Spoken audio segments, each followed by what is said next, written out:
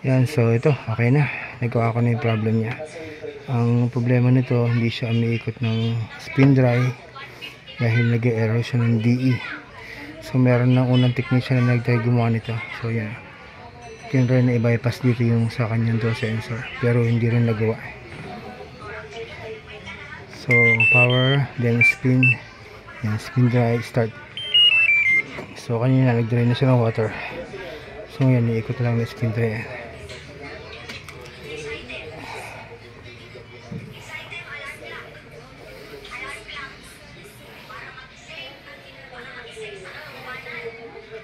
Yan, so wala na yung kanyang error na DE. Yan, umikot na siya. May labada? May labada naman pala. May labada pala. Kaya ganun siya, may labada.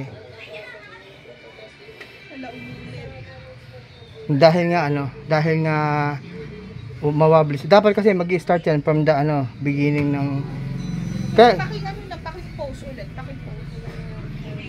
Post. O, tapos start mo ulit. Minsan yun ang issue yun. Kapag po, ito po kasi yan, dapat kasi manually arrange niyo yung labada.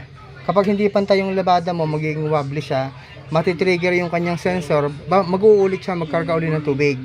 Kapag hindi siya balance. Kaya kailangan manually tulungan mo siya na i-arrange. Kaya siya magkakarga ng tubig ulit to automatically arrange the yung mga labada. Ayun yan. UE, unbalanced error. Dahil nga yung mga labada mo ay hindi siya naka-balance. Unbalanced error yan, UE.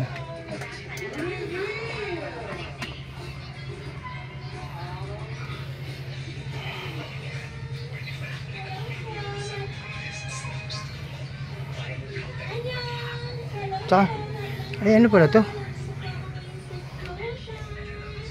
Bumalik na naman sa dati. Hindi siya hindi siya steady. Ba't may kahoy? Para magpantay siya. Tagal na yan. Hindi, pero hindi siya balance, oh. Oh, dapat yan, sturdy yan. Magiging wobbly talaga yan kapag ganyan. Nag-aano ng tubig. Sige, kuya, pabalik muna sa dati kung okay lang. Okay, sasara ko muna. Okay na yan, nawala na yung DE niya. So doon lang yan, hindi lang balance yung pag-ikot niya.